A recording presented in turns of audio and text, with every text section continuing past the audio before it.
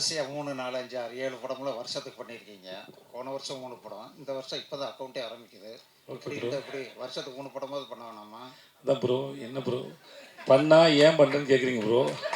பண்ணா ஏன் பண்ணலன்னு கேட்குறீங்க ப்ரோ. நான் என்ன பண்ணிட்டேன் ப்ரோ சொல்லுங்கள் ப்ரோ. கேட்க மாட்டேன். ப்ரோ இதுக்கு முன்னாடி யோசிச்சு பாருங்க ப்ரோ, லிஸ்ட்லாம் எழுதி போட்டு நீங்கள் தான் எல்லோரும் சாட்சி இல்லை, எல்லாரும் சாட்சி.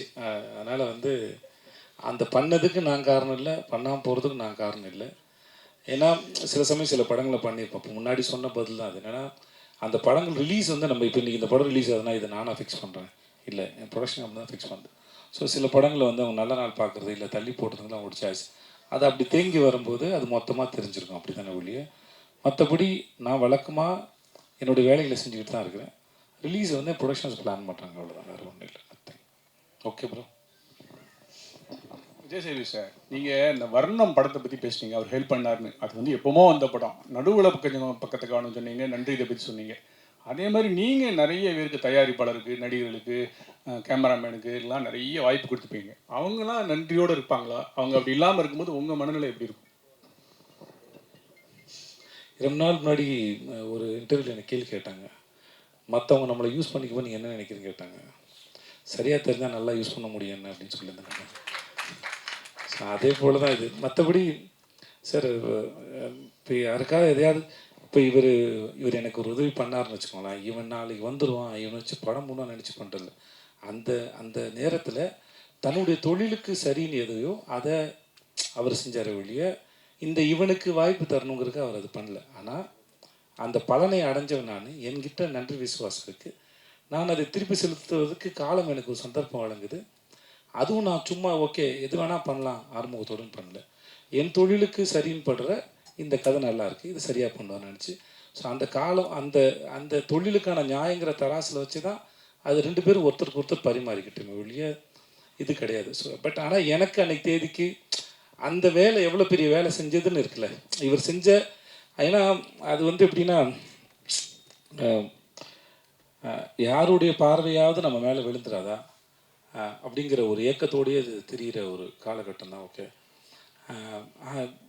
அந்த மாதிரி ஒரு சந்தர்ப்பத்தில் காலம் சரியாக கணிஞ்சு வரும்போது ஒருத்தர் வந்து உங்களுக்கு வந்து ஓகே நீங்கள் இங்கே எடுத்துருந்தீங்க, ஓகே இதுக்கப்புறம் இந்த சீட்டுக்கு நான் வந்து போங்க அப்படின்னு சொல்கிறாங்க. அந்த நிகழ்வு என் வாழ்க்கையில் இவருக்கு சாதாரணமாக இருக்கலாம். நம்மளும் இப்போ நீங்களோ நானோ இங்கே இருக்க எல்லாருமே வந்து சாதாரணமாக வரும்போது நம்ம யாருக்கோ ஒருத்தருக்கு ஒரு சின்னதாக ஒரு வேலை செஞ்சுருப்போம். அது அவர்கள் வாழ்க்கையில் என்ன பண்ணுது. மெய்யழகன் படத்தோட கதையை போல தான் அரவிந்த் சாமி சாரோட ஃபேமிலி ஒரு சைக்கிளை கொடுத்துட்டு போனதில் ஒரு குடும்பம் வந்து எவ்வளோ பெருசாக இப்போ கட்டத்துக்கு நான் வந்து போச்சுங்கிறது இல்லையா. அவங்க கொடுக்கும்போது இந்த வச்சு சைக்கிளை வச்சு வாழ்க்கையில் முன்னேறிப்பா அப்படின்னு கொடுக்கல.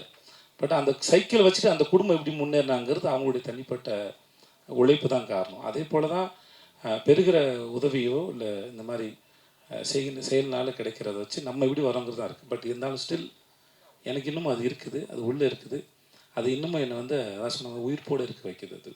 ஸோ அதுக்கு என்றைக்குமே நன்றி கடன் பட்டிருக்குன்னு சொல்லுவேன். என்ன வேணால் நடக்கலாம், எனக்கு அவருக்கு சண்டைகள் வரலாம், மிஸ் அண்டர்ஸ்டாண்டிங் வரலாம், அது வேறு ஒரு சம்பத்தினால் நிகழ்வது.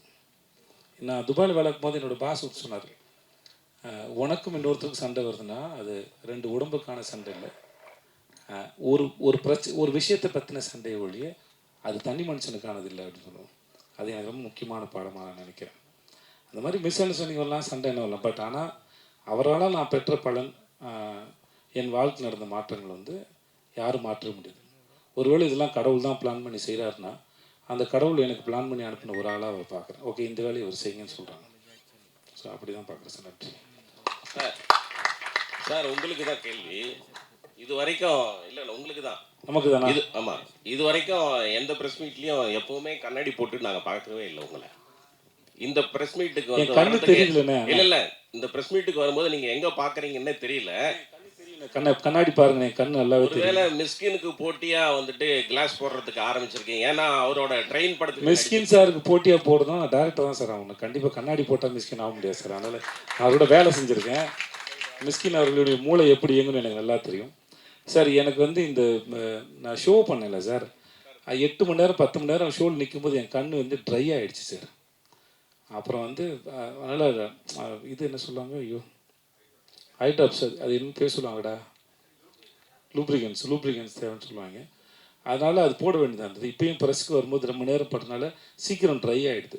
அதனால தான் சார், வேறு மற்றபடி என் கண்ணு நல்லாவே இருக்குது சார், நல்லா இருக்குது சார். மிஸ்கின் சாருக்கு போட்டியாக எப்போ சார் டைரக்டர் ஆக போகிறீங்க, எந்த வருஷம் சார்? நான் போட்டி போட தான் ஏன் சார் மிஸ்கின் சாரோட போட்டி போடணும், நீங்கள் சொல்லுங்கள் சார். எனக்கு தான் தெரியுமா, அந்த மனுஷன் வீட்டுக்கு போங்க சார், அவர் புத்தகத்து மேலே தூங்குறாருல, படுக்கையில் படுத்து தூங்குறான்னு தெரியுது, அவ்வளோ படிக்கிற ஒரு ஆள்.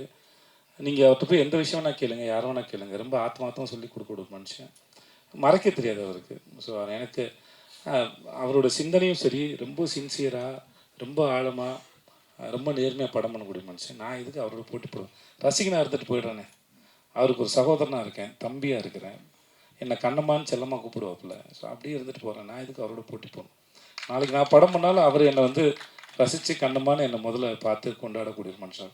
கடைசி வருஷம் ஒரு படத்தை பார்த்து அவருக்கு என்ன சார் இருக்குது, விசாரணை ஒரு படத்துக்கு அவர் ஏன் சார் இப்போ சமுத்திரகனி சார் சொன்னார்ல, அவர் நிஜமாகவே சினிமாவை அவ்வளோ உண்மையாக ரொம்ப நேர்மையாக நேசிக்கூடிய ஒரு மனுஷன். அவர் பேசுறது முன்ன பின்ன புரிஞ்சிக்கப்படலாம் மொழியே, அவர்கிட்ட அந்த மாதிரியான எந்த விதமான யாரையும் இறக்கி பேசணுங்கிற எண்ணமே இருக்காது. ஏன்னா தன்னுடைய படத்தை இங்கே வரோம், இன்றைக்கி உட்காந்து பேசணும்னா என்னென்னா, எங்களுடைய படம் ரிலீஸ் ஆகுது, நீங்கள் தான் எங்களுடைய படத்தை கொண்டு போய் மக்கள்கிட்ட கொண்டு போய் சேர்க்க முடியும், கொண்டு போய் சேர்க்க வேண்டிய வேலை இருக்குது, நாங்கள் பேசுகிறோம். சம்மந்தமில்லாத வேற ஒருத்தர் படத்தை இங்கேருந்து போய் மணிகண்டன் போய் பார்த்து உட்காந்து சந்தித்து அதை பேசி படம் பார்த்து ஒரு வீடியோ எடுத்து போட வேண்டிய அவசியம் அவருக்கு என்ன இருக்க போகுது? அற்புதமான மனிதர் நான் சந்திச்சதில்லை.